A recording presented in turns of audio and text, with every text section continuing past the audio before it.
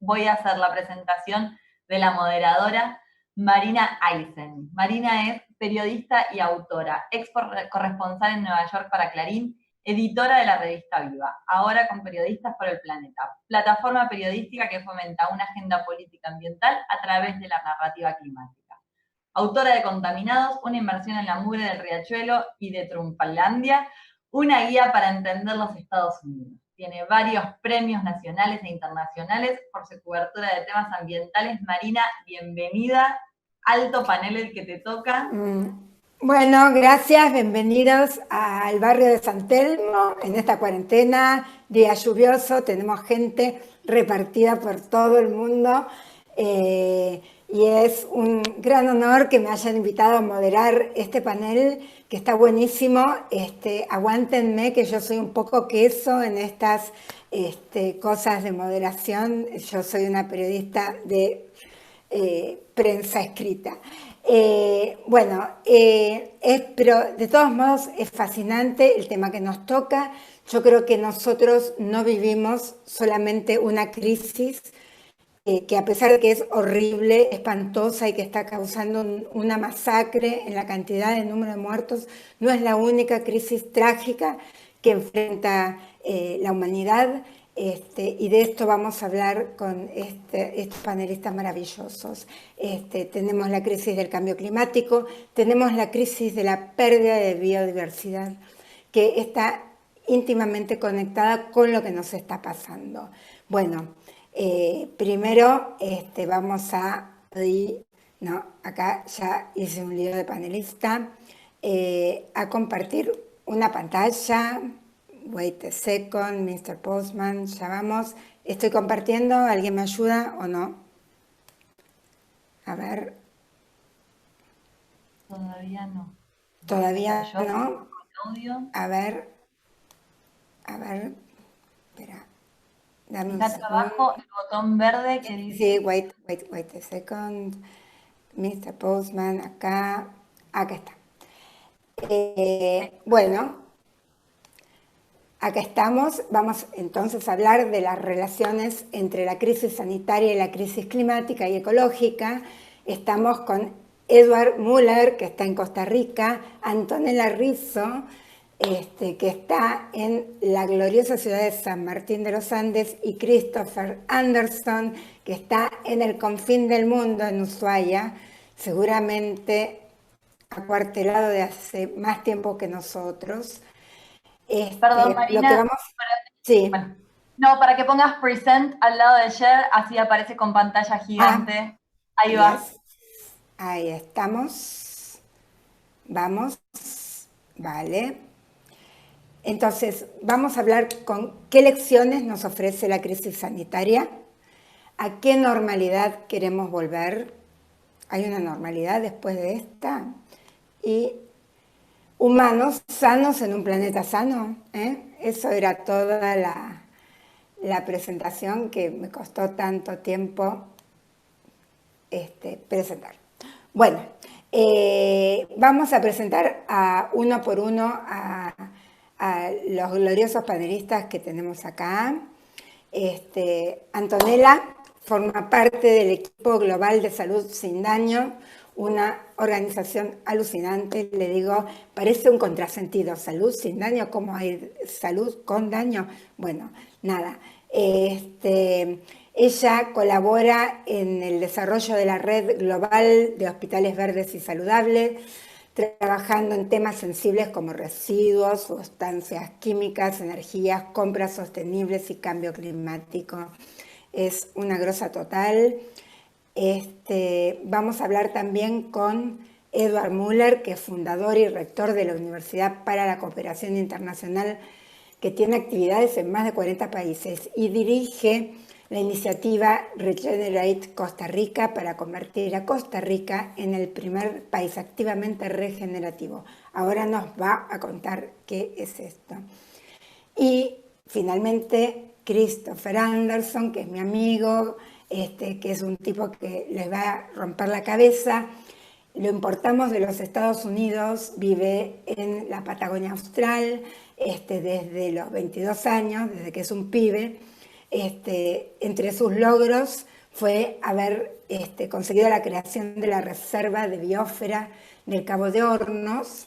Desde el 2012 reside en Tierra del Fuego, es investigador del CONICET, profesor de la Universidad Nacional de Tierra del Fuego y además es experto argentino ante la Plataforma Intergubernamental de Biodiversidad y Servicios Ecosistémicos, IPBES.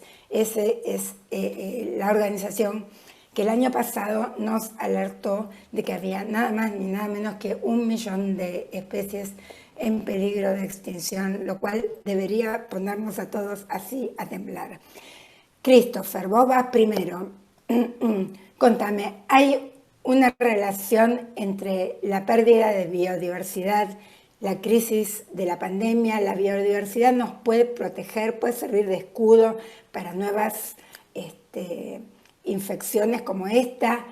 ¿Una salud, un planeta es una consigna válida? Contanos. Bueno, muchas gracias. Quiero agradecer a los organizadores por la invitación y también es un placer compartir con Marina y Edward y Antonella y por supuesto todos los oyentes o no sé si están mirando o escuchando ahí en el ciberespacio. Lo que yo quisiera presentar es un poco, a ver si lo estoy proyectando. ¿Me confirman que lo ven? ¿Estamos bien? Bien. Perfecto. Bueno, todos han escuchado en la última década que los geólogos nos han advertido que estamos frente a una nueva época geológica que le llaman el Antropoceno, donde el ser humano llegó a ser la mayor fuerza planetaria para los procesos geofísicos. Y esto también está en relación con lo que los ecólogos venimos diciendo ya hace varias décadas también, del calentamiento global, el cambio de la biodiversidad. En este caso, la foto a la derecha, por ejemplo, es una liana invasora en el sureste de Estados Unidos que cubre bosques enteros.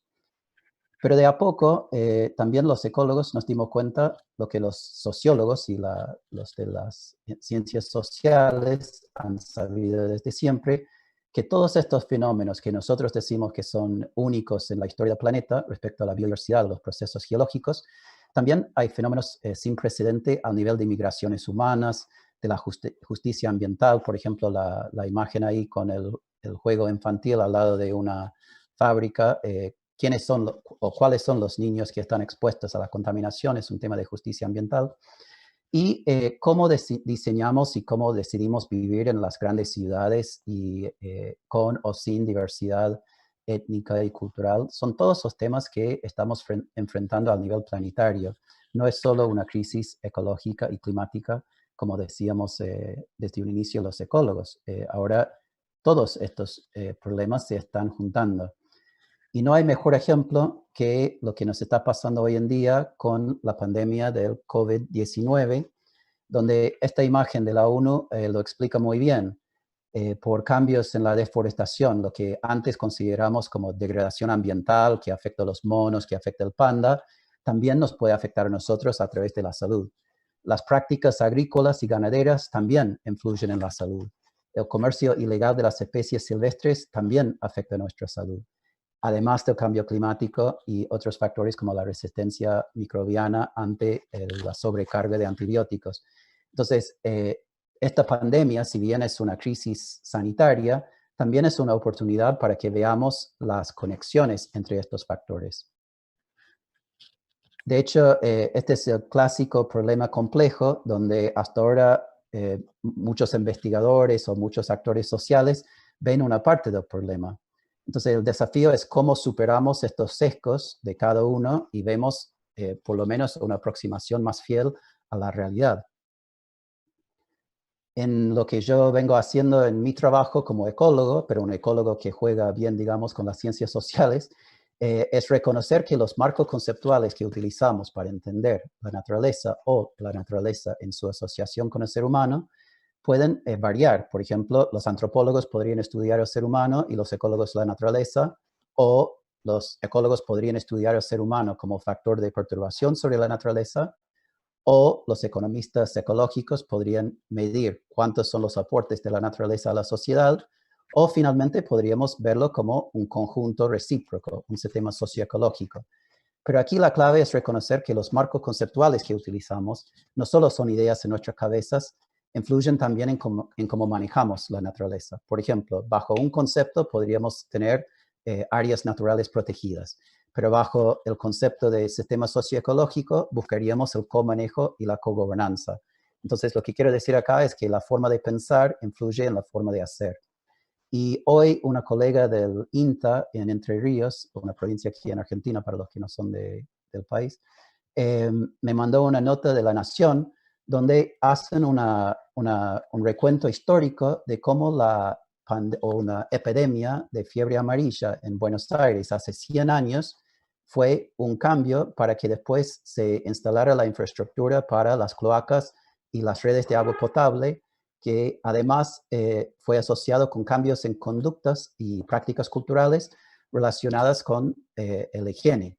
Entonces es un ejemplo donde hace 100 años un cambio de la forma de pensar, en este caso en las obras de agua o la cuestión de higiene, nos afecta hoy y hoy lo tomamos como natural, pero hace 100 años no fue natural tener un baño en la casa. Entonces la pregunta acá es, ¿qué vamos a hacer hoy frente a esta nueva amenaza para generar en 100 años otra forma de vida que en ese momento ya será natural? ¿Qué formas de ciudades nuevas podemos pensar? ¿Cómo podemos integrar el campo con la ciudad, etcétera? Y esto para mostrar que no es solo una idea loca mía, de que realmente estamos frente a un cambio de paradigma. Hace un par de años hicimos un análisis de los términos socioecológicos en las revistas de ecología y ciencias de la sustentabilidad, y lo que demostramos es que a partir del año 2006 hubo un aumento exponencial en estos conceptos en las revistas académicas. Pero también Kuhn nos enseña en su libro sobre las revoluciones científicas que un paradigma es más que una buena idea. Para que un paradigma se establece, hay que tener instituciones que la materialicen en la realidad. Y uno de los mejores ejemplos para este vínculo entre las dimensiones sociales y ecológicas es la creación en el año 2012 de la Plataforma Intergubernamental de Biodiversidad y Servicios Ecosistémicos, que opera bajo el alero de la ONU con el mandato de vincular distintos tipos de conocimiento con la conservación, pero reconociendo de que la conservación de la naturaleza es íntegro al bienestar humano. Entonces ya no es el área protegida, ya es la naturaleza como integrado con el ser humano, donde también IPBES reconoce que hay una postura de pluralidad de valores. No es solo el valor del poder dominante, no es solo el valor económico, y eso hace explícito la relación entre conservación ambiental, justicia social y relaciones de poder. Si pensamos también en pensadores aquí en América Latina, Enrique Leff, el pensador mexicano, nos enseña que en esta búsqueda de nuevas formas de vivir, tenemos que buscar otros imaginarios y otras racionalidades. Dice que el imaginario occidental moderno no es suficiente, porque hoy en día consideramos la crisis, pero hace 100 años pensamos que la civilización europea era la salvación de América. Como que aunque pensemos que somos buenos o malos, no es la única forma de pensar la relación.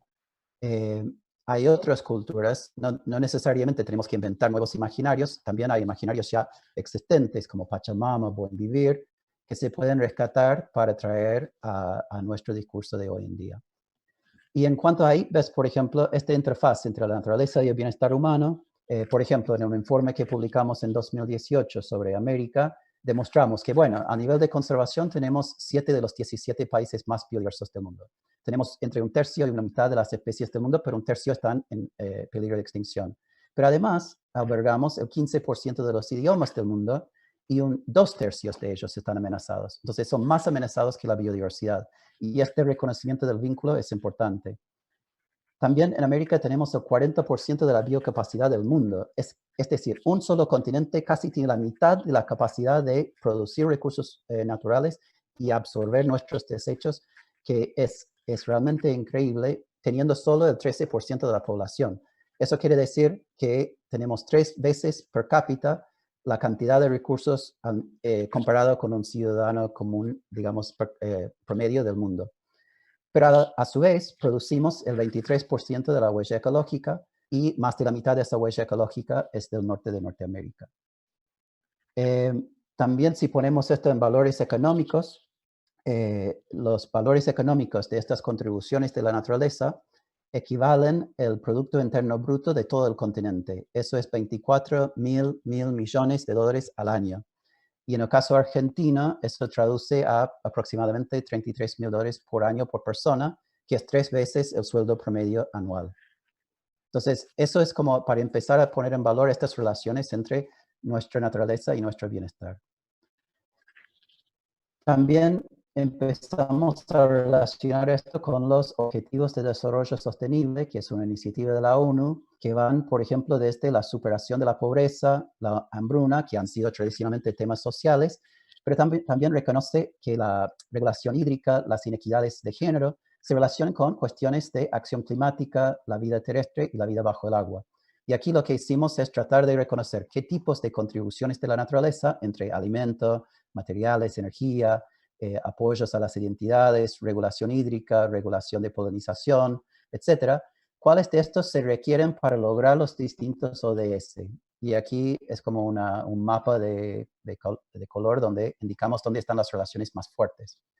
Pero para transversalizar esto, también dijimos, si yo soy tomador de decisión, yo no puedo manejar cada servicio ecosistémico, no puedo pensar en cada elemento de bienestar. ¿Cuáles son los paquetes que podría, a través de pocas políticas, manejar distintos elementos de la naturaleza y distintos elementos del desarrollo humano? Y aquí, por ejemplo, tenemos un grupo que básicamente tiene que ver con hábitat, un grupo que tiene que ver con salud, un grupo que tiene que ver con cuestiones psicológicas y físicas del ser humano, un grupo de regulaciones climáticas, hídricas, etc. Y a través de esto empezamos a decir, bueno, no es tan complejo. Hay como paquetes o zonas de área donde se puede vincular lo natural y lo social para la conservación y el bienestar. Pero también para que esto se logre, esta es una publicación que está por salir, donde hicimos una revisión bibliográfica de los estudios de restauración ecológica. Y lo que la figura quiere mostrar es que en el sur global, los países producen menos y además producen distintos tipos de trabajos. Esto es como un ejemplo donde si vamos a lograr un diálogo de generar nuevos saberes, generar nuevos imaginarios sociales, tenemos que reconocer estas relaciones de poder. No es que simplemente que todos pueden hablar en la misma mesa. Hay relaciones de poder entre norte y sur, pero también entre distintos actores locales. Tenemos que visibilizar estas voces ausentes y sus valores y cosmovisiones. Y, por ejemplo, dejar de culpar al ser humano, porque el antropoceno no existe. No es el ser humano que está en conflicto con la naturaleza. Son ciertas prácticas culturales, y si son prácticas culturales, son cambiables. Si el problema es el ser humano, estamos fritos. Si es una condición de nuestra especie, no hay nada que hacer.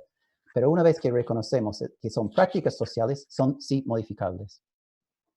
Y ya los jugadores están en la cancha. Demuestro estos dos ejemplos de dos mujeres que intervinieron en la 6ª reunión de IPBES, donde los países reúnen en las reuniones plenarias, donde Bolivia mandó una sola representante, una mujer muy pequeña, con voz muy finita, pero ocupó más espacio porque ella llegó con una política del Estado de insertar temas como la agricultura familiar, la soberanía alimentaria como temas ambientales.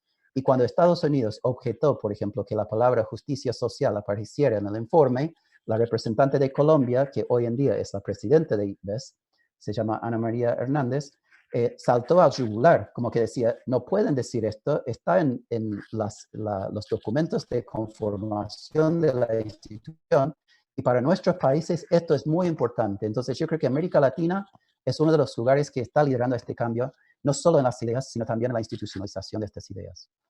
Y finalmente, reflexión final, como diría Arturo Escobar, realmente no vivimos en un universo, sino un pluriverso, y otros mundos son posibles, pero esos otros mundos posibles requieren nuevas metáforas y nuevas instituciones. Un planeta, una salud sería una forma de concebirlo, y yo creo que COVID-19 nos ofrece una oportunidad de repensar cómo pensamos y cómo vivimos. Pero no es suficiente hacerlo en un congreso virtual ni en una publicación académica. Esto tiene que materializarse a través de las instituciones. Así que con eso les dejo la palabra. Bueno, qué interesante, Cris. se me ocurren 50 millones de preguntas para hacerte. Me voló la cabeza la idea de que el antropoceno no existe y vamos seguramente a hablar sobre eso. Pero ahora le damos la palabra a Antonella. Antonella, cambio climático o crisis planetaria y salud. ¿Qué onda? Hola, muchas gracias por la invitación, muchas gracias Marina, Melina. No conocía a Chris y a Edward, los estuve stalkeando, como dicen ahora un poco. Está buenísimo, estoy hace un rato de hecho conectada escuchando a otros, me encantó también lo de los laboratorios de innovación, tan importante para poder salir de esto y no buscar repetir recetas que nos trajeron hasta acá. Así que voy acá, traje muy poquitos slides para compartir. Como decía Marina, yo estoy en San Martín de los Andes, digamos, vivo acá, pero trabajo para una organización internacional. Ya se ve mi slide, ¿no? Y me escuchan, ¿no? Sí, bien. Bien. Contarles salud sin daño, como les decía Marina, y tenemos un vehículo en donde la mayoría de nuestras iniciativas se implementan, que es la Red Global de Hospitales Verdes y Saludables. De hecho, red de la que forman parte unos cuantos hospitales de Costa Rica, como el Hospital de Niños, Nacional de Niños, y por ejemplo el Hospital Regional de Ushuaia también, donde está Cris, la que era la directora de ese hospital, es una de las grandes líderes de nuestra red a nivel de América Latina y una gran amiga mía.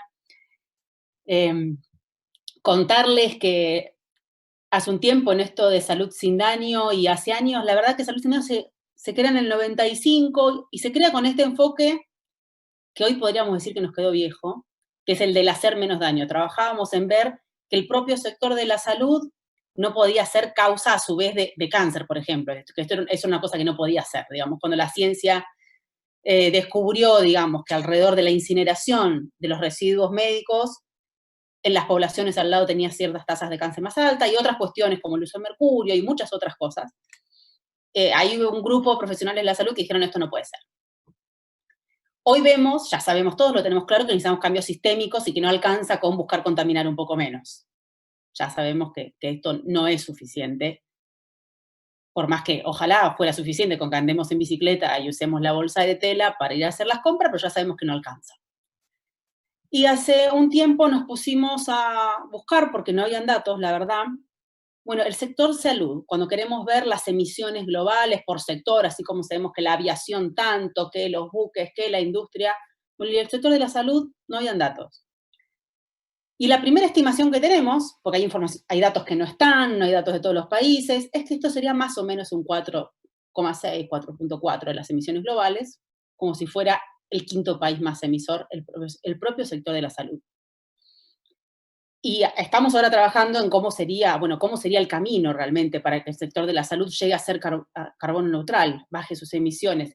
Tenemos instituciones trabajando mucho en reducir estas emisiones, en bajar su carga, pero esto es parte y también en esta interrelación en que vos sos el que tiene que atajar el problema, digamos, lo vemos ahora, los sectores de salud puestos con una tremenda presión y que tienen que funcionar, pero funcionar ¿cómo? Y me parece súper interesante este evento de que no podemos salir de acá, ni siquiera podemos, ni debemos resolver esta crisis sin importarnos cuáles impactos, digamos, tiene hacia alrededor esto en emisiones, en uso de sustancias químicas, en generación de residuos, que se lo pueden imaginar lo que estamos teniendo de descartables y plásticos para atender a los pacientes. Y por suerte en nuestra red hay miles de profesionales comprometidos en todo el mundo que están trabajando las 24 horas para que sanar a los pacientes que se enfermen por esta enfermedad no implique aumentar el impacto ambiental del sector. Y eso es difícil sobre todo con los problemas que estamos teniendo en las cadenas de suministro. Es difícil, pero estamos trabajando en eso y en buscando buenas prácticas y encontrando cómo inspirar también y ver cómo innovar en esto.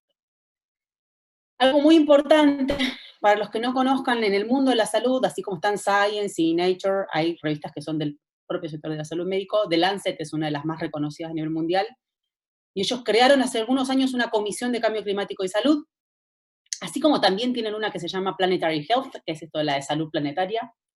Son ya ramas de la salud pública estas. Esto es importante para nosotros. De hecho, el cambio climático es un problema de salud pública, porque entendemos a la salud, lo entiende la OMS hace mucho tiempo, la salud es mucho más que no estar enfermo. Y The Lancet el año pasado, en su informe anual que ve las relaciones entre cambio climático y salud, usó este mensaje principalmente y nos parece es muy importante de ver que si nosotros somos conscientes de que todo niño y niña que hoy tiene 2, 3 años, toda su vida va a estar atravesada por el cambio climático. Un niño que hoy tiene 2 años va a tener 70 años en el 2090, que es cuando estamos diciendo que la temperatura global podría ser 4 o 5 grados más si seguimos con la trayectoria actual. Entonces, esto es realmente como que es una manera de enfocarlo, y para nosotros es muy importante porque para la población común muchas veces hablar de cambio climático es algo lejano, que no entendemos que tiene que ver con la vida nuestra cotidiana, y si nosotros somos conscientes de esto, decimos, bueno, la pucha, esto no es menor. Estamos diciendo las condiciones que le estamos dejando a los que ya nacieron hoy. Porque también, desde que yo soy chica, pensar en el desarrollo sustentable es pensar en las generaciones futuras, como que nunca estamos con la actual. Si lo pasamos a la actual, por ahí la conversación cambia un poco. Ni hablar de justicia ambiental y que de esto no nos afecta a todos por igual, ¿no? Y que el cambio climático viene a exacerbar toda desigualdad que ya teníamos, y esto hoy con coronavirus también lo vemos muy bien. Esto no afecta a todo el mundo por igual. Esto es otro mapa, nada más para los que les gustan jugar con datos. Lancet Countdown tuvo algo muy inteligente el año pasado, que transformaron su informe en una plataforma de datos que uno puede elegir países y elegir indicadores y puede jugar con los datos, y esto nos permite empezar a visibilizar un poco más. Este es un mapa en su plataforma de datos de la vulnerabilidad a los extremos de calor. Esto también es muy importante. Vemos las olas de calor matan, pero no es lo mismo una ola de calor cuando tenés aire acondicionado que cuando no lo tenés, que cuando podés elegir ir a trabajar que cuando no, cuando tenés acceso a agua potable cuando no lo tenés. Entonces, esto con las vulnerabilidades en los países y después qué pasa en los países, este es uno de los mapas, se los recomiendo para el que le gusta jugar con datos, es muy interesante, son 41 indicadores los que están midiendo el Lancet para ver las relaciones entre cambio climático y salud. Y el último que quería mostrarles, esto es de la OMS, la Organización Mundial de la Salud, de los impactos del cambio climático en la salud humana, ¿no? Tenemos el aumento del nivel del mar, las condiciones extremas del tiempo, el aumento de la temperatura y las emisiones, y eso en qué se traduce, en calor, condiciones de tiempo, y cada vez más, por ejemplo, porque para muchas personas, bueno, cambio climático es dengue, bueno, pero es muchas más cosas. También es problemas de salud mental para las personas que padecen los eventos climáticos extremos, y muy pocos sistemas de salud en el mundo se están ocupando de eso, de ese impacto en la salud mental, en la ansiedad, en el miedo. De hecho, ahora es algo de lo que está pasando ahora, de hecho, con coronavirus también, digamos, el impacto en la salud mental que esto tiene en todos nosotros. Y por último, lo que quería mostrarles, esto es algo que también estaba pensando mientras lo ponía, que también lo tenemos que actualizar. Cuando Salud Sin Daño lanza la Red Global de Hospitales Verdes y Saludables, le propone a los sistemas una cuestión regenerativa. Pero al principio lo pensábamos como en los edificios. No lo habíamos pensado desde el principio en la cuestión sistémica, y cada vez más, sí, Salud Sin Daño está trabajando así como estoy acá, que está buenísimo, en cómo empezamos a tejer redes más amplias y cómo salimos de nuestros propios nichos, y diría uno de la Organización Panamericana de la Salud, dejamos de hablar entre nosotros, entre los que estamos convencidos, entre los que ya estamos como adentro de salud, tenemos que dejar de hablar entre nosotros, tenemos que empezar a hablar con otros, a ver los temas del lenguaje, cómo hablamos con economistas, cómo hablamos con la gente y cómo empezamos a integrar saberes para poder innovar y realmente tener soluciones que puedan resolver el sistema. Así que queremos pasar de esto del ser más verdes e impactar menos a la cuestión regenerativa, es algo que nosotros estamos trabajando con los sistemas de salud, que no es fácil, pero la verdad feliz de estar este sábado con ustedes conversando. Estos son los slides que tenía para que conversemos hoy. Dejo ahí mi correo, que tiene las siglas de Salud Sin Daño en español, y los sitios web de Salud Sin Daño primero, y el de la Red Global de Hospitales Verdes y Saludables. Muchas gracias. Gracias, Santo. Gracias very much, porque nos haces pensar un montón. Tanto nos desesperamos por nuestros hijos chiquititos y los estamos tirando a la bañadera con agua caliente, para decirlo de algún modo. Y ahora nos vamos de la Patagonia a Costa Rica, súper entusiasmada por escucharlo a Edward, porque se puede resolver esta doble crisis que tenemos hoy, la crisis planetaria y la crisis económica, salir secuestrar carbono mientras crecemos, bajar las emisiones, bajar las concentraciones de carbono en la atmósfera. Bueno, Edward, contanos. Bueno, muchas gracias. Gracias por la invitación. Qué gusto ver a Chris. Ya no tan pibe como cuando lo conocí en la Reserva de Cabo de Hornos. Voy a compartir aquí la pantalla. Tengo un par de láminas, un poco más de un par. Se está tardando en cargarla, un momentito. Ya. Bueno, tengo que ir un poco rápido porque solo nos dan 10 minutos y hablar de todo eso en 10 minutos es casi imposible. Pero quería conversar un poco de cómo usar el desarrollo regenerativo para realmente recuperar el espacio seguro para la humanidad. Y especialmente como proceso de transición a un futuro mejor post-COVID o realmente durante COVID, que es la cosa que estoy trabajando en estos instantes.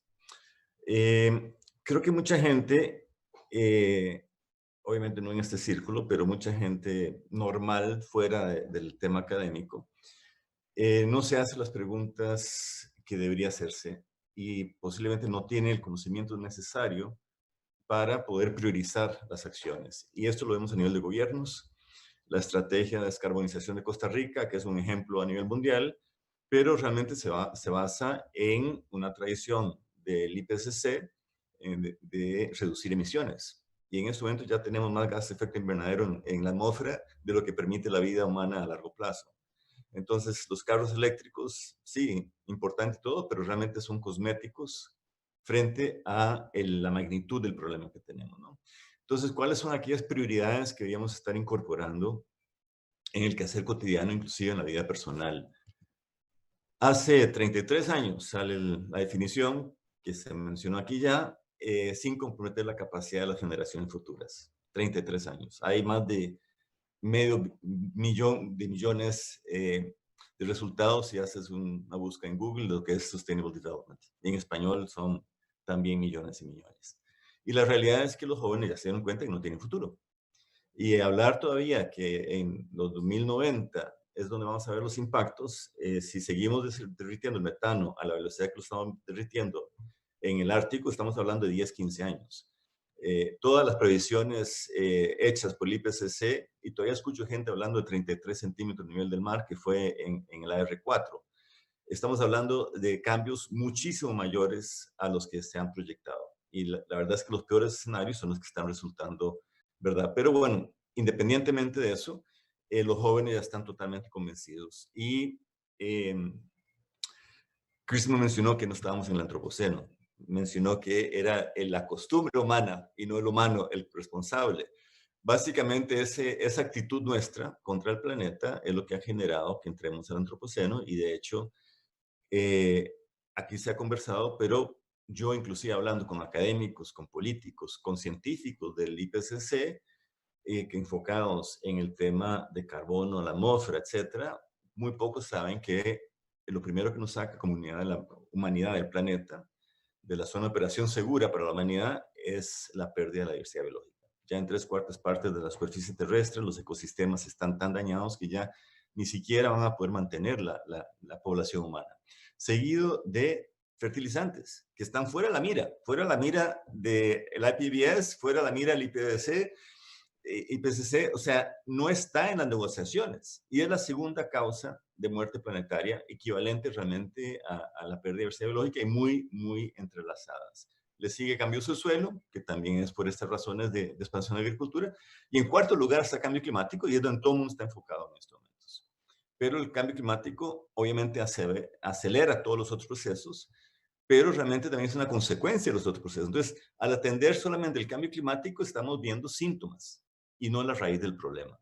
Y eso tiene que ver mucho con la falta de una visión holística y la falta de que la ciencia realmente se utilice y que los científicos asuman una responsabilidad para que la ciencia se utilice. Yo siempre digo, esta es la extinción planetaria mejor documentada científicamente en la historia. Tenemos toda la ciencia para saber por qué nos vamos a morir y seguimos produciendo más ciencia que no es obligación del científico que esa información sea utilizada para tomar decisiones. Entonces, cuando vemos que la agricultura es responsable del 80% de los cambios globales, ¿cómo no hemos atendido el tema de la agricultura? ¿Cómo estas grandes empresas, porque son 100 empresas las que han hecho todo este daño, siguen influenciando a Naciones Unidas a través de la FAO, al mismo objetivo 17? Yo estuve participando en el ODS 17 en Nueva York, y la persona que coordinaba empezaba agradeciendo a Syngenta, a Monsanto, en fin, no voy a mencionar todas las empresas. Y sí, cuando uno ve el objetivo de desarrollo, el 17, el sector corporativo, este sector que está causando el daño, son los mejores aliados para implementar los objetivos de desarrollo sostenible. Entonces estamos perdiendo un poco la visión. Otro grave error es que le enseñamos a la gente que tenemos que cuidar el planeta y nos equivocamos. No tenemos que cuidar el planeta. El planeta se cuida así solo, y la naturaleza está demostrando en estos 2 meses que tiene una enorme capacidad de resiliencia si le dejamos la oportunidad. Pero al educar que tenemos que cuidar el planeta, la gente cree que con plantar un árbol y reciclar una botella está haciendo algo. No está haciendo nada. O sea, lo que tenemos que hacer es dejar de impactar negativamente ese planeta. Y por suerte la naturaleza, aunque no perdona, nos está mandando un pequeño regalito, que es un COVID. Y ese regalito es una pequeña muestra de lo que viene. Estamos todos preocupados con este virus, pero lo que viene posteriormente en cambio global y en colapso planetario, ahí no hay escapatoria, no hay vuelta atrás. Ahora, si logramos una vacuna, nos salvamos. Pero lo que sí tenemos que hacer es aprovechar este momento donde la humanidad se está dando cuenta que es lo realmente importante. O sea, ¿de qué sirve tener un carro de $60,000 en el garaje si no lo puedo usar? Y no puedo comprar comida. Entonces, en estos momentos empezamos a valorar las maestras, porque tenemos los niños educándolos en casa, y estamos valorando a los agricultores que antes no se valoraban. Y de hecho, la agricultura pasó a manos de grandes empresas. Entonces, es el momento realmente de aprovechar y analizar el colapso planetario mayor, mucho más allá del COVID, y las soluciones están en el desarrollo regenerativo. No tengo mucho tiempo para entrar en detalles. Hemos venido trabajando en desarrollo regenerativo desde hace unos 12 años. Básicamente, la sostenibilidad ya no es alcanzable. Y no es alcanzable hace 30 años, no es que es de ahora. O sea, y de hecho, en el 87-88, cuando pasamos las 350 partes por millón, ya no había vuelta atrás. Tenemos que revertir esos procesos. Entonces, ¿qué es el desarrollo regenerativo? Es simplemente cambiar una mentalidad del reduccionismo académico, científico, ministerial, o sea, las entidades de gobierno, las facultades. Cuanto más especializado es un científico, mejor carrera académica, pero son incapaces de ver la complejidad. Entonces se concentran en los componentes y no en las interacciones de los componentes, que es lo que hacen las poblaciones originarias. Ven el sistema desde su función y no desde los componentes. Pero aquí los componentes son analizados en la facultad, en el departamento tal, que no se conversa con la facultad o el departamento cual. Y los ministerios es lo mismo. O sea, luchar contra dengue desde un Ministerio de Salud no tiene ninguna función real. Tiene que ser con el Ministerio de Ambiente, tiene que ser con el Ministerio de Educación. Entonces, esa compartimentalización, ese reduccionismo es lo que nos tiene mal. Y lo otro es cómo medimos el desarrollo. Equidad, transparencia, paz, felicidad deberíamos estar midiendo, y no el Producto Interno para Brutos, que sigue siendo utilizado como medición de éxito de un país y nunca tuvo relación con desarrollo. Entonces, tenemos que apuntar hacia un buen vivir, un bienestar que se mencionó ya. Y tenemos que integrar los 6 componentes principales, o sea, el tema ambiental, el tema social, económico, cultural, espiritual y hasta el político. Tenemos que formar a jóvenes políticos, ojalá mujeres políticas. En estos momentos, los países exitosos son que tienen mujeres jóvenes al frente. Y tenemos que sacar, yo antes decía, tenemos que sacar a los hombres blancos, como yo, de la política. No hay que sacar a los hombres naranja, color naranja, de la política. Y esto se hace aplicado en campo como paisajes funcionales de base, las otras capas encima, pero el trabajo es a través de las capas, realmente transdisciplinariamente, y no desde las capas, desde el reduccionismo. Podemos ver la complejidad del mundo, o sea, todo está relacionado. Si queremos trabajar en bienestar, no podemos aislarnos y solo ver bienestar, todo está entrelazado. Y usando este principio que es de Tony Hudson, de hecho me hizo estas láminas ayer para una conferencia que di sobre regenerar Costa Rica.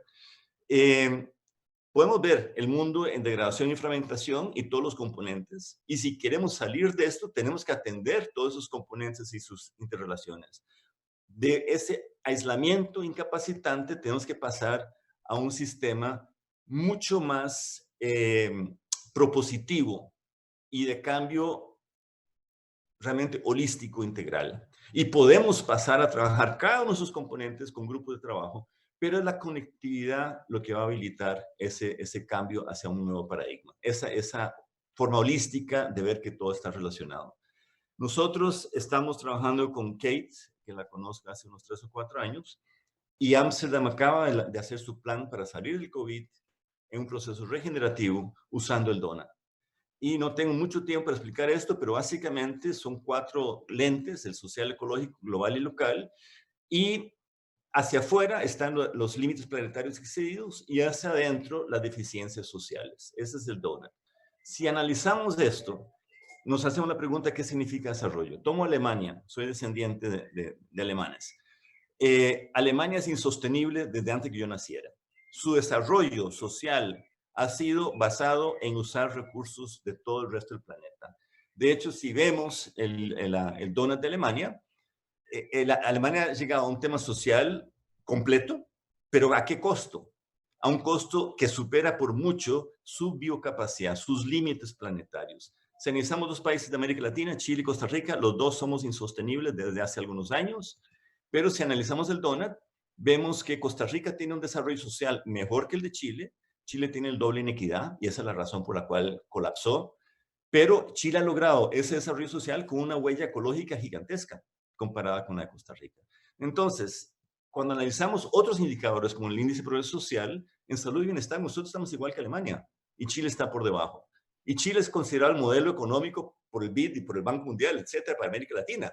Entonces, aquí yo afirmo que Costa Rica es un país que tiene mejor desarrollo y es mejor modelo de desarrollo para el mundo, porque tenemos la misma calidad de vida que Alemania a un costo ambiental muchísimo menor. Y ese es el cambio que tenemos que hacer. Entonces, cuando pensamos en esto, nos han dicho, y estoy totalmente en contra, que tenemos que aprender a adaptarnos a un cambio climático. Eso es mentira. Eso es el reduccionismo científico. El futuro lo construimos todos. ¿Quién se va a quedar sentado esperando la muerte? Vamos a luchar y podemos construir el futuro. Entonces, es ahí donde nace Regenerar Costa Rica, que arranca hace 2 años. Ayer hicimos ya el primer grupo de trabajo amplio con más de 50 personas, porque es un proceso de abajo hacia arriba.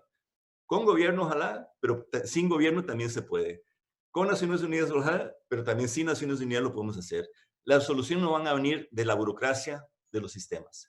Las soluciones van a ir de un cambio de la gente. Entonces, de abajo hacia arriba, alejándonos del modelo de éxito de negocios, donde el individuo que compite es el que gana, hacia un modelo de solidaridad, de trabajo colectivo. Alejándonos de los famosos clusters a un proceso de co-creación y un proceso de co-creación global, donde todos aportamos, desde la persona analfabeta hasta el PhD más reconocido, premio Nobel, podemos aportar. Nadie es dueño del conocimiento. Aquí hemos establecido ya hace 2 años una red global de comunidades regenerativas. En estos momentos tenemos 15 sitios en 4 continentes, pero ya tenemos más de 70 solicitudes. Es un tema de capacidades.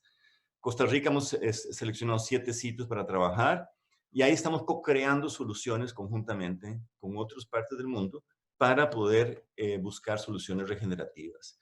Y la meta final es revertir el donut de Costa Rica. O sea, reducir, y ahí se establecen los objetivos. ¿Cómo hago para reducir nitrógeno? Agricultura regenerativa. ¿Cómo hago para capturar carbono? Agricultura y ganadería regenerativa. O sea, si logramos implementar ganadería holística, que no produce más calentamiento si está bien manejada. Es un error, de nuevo, del reduccionismo científico. Y mi querida amiga Cristiana Figueres lo ha dicho varias veces. Hay que tratar a los que comen carne como los que se fumaban antes. No es cierto, o sea, la ganadería, y lo tenemos en Costa Rica, hay una finca ganadera que ya tiene 10 años de certificación carbono neutra y debe ser carbono negativa porque está creciendo 1 centímetro al año de suelo, muy rico en materia orgánica, con una enorme captura de carbono, y los pastos entierran ese carbono a 3 metros de profundidad. Los bosques lo mantienen la biomasa y se están quemando. Entonces, realmente, las praderas bien manejadas aseguran un carbono más a largo plazo. Entonces, esto identifica las rutas de camino. Lo estamos haciendo con una gran cantidad de organizaciones globales. Estamos hasta trabajando monedas alternativas que no entran dentro del sistema. Estamos trabajando con la economía del bienestar, de la cual yo soy miembro del Consejo Global, el Wellbeing Economy Alliance. Estamos trabajando con Carta a la Tierra, por supuesto. Hay una gran cantidad de organizaciones que ya están pensando en esto. Y como nos dice la primera oración de Carta a la Tierra, nos toca a nosotros tomar la decisión si queremos o no queremos seguir vivos. O sea, ya no es los hijos y los nietos. Ya pasó eso. O sea, estamos 30 años de rezago. Entonces, el mismo Papa lo dice, no se trata de frenar el desarrollo, es buscar oportunidades diferentes. Y ahí es donde tenemos que apuntar. En este momento estamos en un túnel y no hay mucha luz al final del túnel. En mi caso, en mi país, el presidente acaba de montar un equipo que son los que han generado el desastre del país, los más neoliberales, los más ricos, para regresar a la economía. En inglés sería bounce back. Y lo que tenemos que hacer es bounce beyond, saltar adelante a otro paradigma. Pero para hacer eso hay que mostrarle el camino a la gente, mostrar la luz al final del túnel y decir, construyamos, no peleemos el sistema. Buckminster Fuller lo dijo, construyamos uno mejor y la gente va a transitar. Entonces nos toca en muy corto plazo poder mostrar ese camino. Y ojalá que nosotros seamos recordados por la generación que lo logró hacer. Ya no tenemos otra generación para hacerlo. Nos quedan muy, muy pocos años. Y cuando uno integra el colapso de la biodiversidad, el exceso de fertilizantes y el sistema de comercio de alimentos que se generó, estamos mal. Entonces, la pregunta que yo hago es, ¿actuaremos a tiempo? ¿Tendremos la capacidad de actuar a tiempo? Gracias. Qué interesante, Eduard. Quería, para arrancar la discusión, preguntarte a vos específicamente si pensás que este modelo es replicable en otras partes del mundo. Estoy pensando en la pradera de las Pampas y si han podido medir ya el secuestro de carbono. Mira, es increíble. Yo soy miembro del 4C, el Consejo Científico de Cambio Climático de Costa Rica. Y para la pre-COP, que fue en Costa Rica, yo propuse un evento sobre fijación de carbono en suelos. Mis colegas científicos del 4C dijeron que no podían avalarlo y que tenía que hacerlo a nombre de la universidad porque el 4C no habíamos hecho una discusión científica sobre el valor del carbono en suelo. Es ese desconecte científico de la realidad. ¿Cómo se transformó el planeta de 4.000 partes por millón de CO2 equivalente a la atmósfera a 280 partes? A través del océano y las grandes praderas. Las praderas de Estados Unidos Central, las praderas de África, las pampas argentinas, tenían enormes cantidades de carbono. Estamos hablando de 3, 4 metros de suelo con riquísimo carbono, que hoy está en cero, porque lanzamos ese carbono en la atmósfera por malas prácticas agrícolas desarrolladas por científicos en las universidades. Y hay muchas universidades que siguen formando ingenieros agrotóxicos. Y no podemos hacer eso. Entonces, son incapaces de formar un ingeniero que no sea ingeniero, que sea un ecólogo agrícola, la agroecología. Ya tenemos suficientes evidencias en muchas partes, y Alan Savory, muy criticado, muy buen amigo mío, que nos está apoyando muchísimo, ha generado en su finca en Zimbabue mejores condiciones para la vida silvestre a través del uso del ganado que el Parque Nacional que está a la par que se está muriendo. ¿Por qué? Porque el rumiante juega un rol ecológico fundamental en digerir la materia orgánica que hace posible que el suelo esté vivo y que hace posible que el suelo fije carbono y fije nitrógeno a través de los hongos y las bacterias. Y al no tener esa fermentación gástrica en los rumiantes, el suelo se va empobreciendo. Entonces, el sacar la ganadería de sitios ha generado desiertos, porque no hay quien cumpla esa función de digerir esa materia orgánica y transformarla en un sustrato que permita el crecimiento bacteriano. Tenemos muy poco tiempo, pero Chris, seguramente tenés algo para decir sobre este tema. Lo único que me hizo como resonancia es esta idea de que el mundo se construye y tampoco se trata de hacer un bounce back a lo que éramos antes. Yo creo que tenemos que aprovechar la oportunidad y pensar en qué queremos de aquí a 100 años y reconocer que lo que hacemos hoy es establecer las bases para los próximos 100 años, ponele. Y solo para hacer mención, en el caso de IPBES, ellos ahora empezaron esta iniciativa que Rebuilding Better, reconstruyendo mejor. Y ya Alemania y Chile, por ejemplo, como países, solicitaron a IPBES formalmente su apoyo en identificar las áreas donde pueden reconstruir mejor. Así que yo creo que hay muchas sinergias y bueno, hay que tener líderes y visionarios y gente con carisma y capacidad administrativa como Edward para juntar a los hilos, porque también es un proceso social, no es un proceso académico, es un proceso sociopolítico apoyado con las ideas, pero materializado a través de las instituciones. Estás en mute, Marina. Sí, sí, exactamente. Es un diálogo entre la ciencia, pero con las personas también, porque si no, de otra forma, no podemos. O sea, no es ni uno ni el otro, somos todos juntos. Edward. Mira, lo que he aprendido en estos años es que existen 1000 soluciones, pero muchas veces nos quedamos trabados en generar la mejor solución, la que está a prueba. Muchos científicos hoy tienen miedo de hacer cosas porque les pueden criticar. Hagamos un sistema que no sea perfecto, pero que lo vayamos mejorando. Pero hay que empezar ya, no podemos seguir diagnosticando. Cuando me invitan a hacer otro diagnóstico, yo digo que no. O sea, yo ya sé que la biodiversidad desapareció, yo ya sé que estamos o sea, y muy poca esta ciencia está siendo integral. Es más, yo ahora estoy publicando en capítulos del libro. O sea, no hay una sola revista de las referenciadas de alto valor que publicaría mis cosas.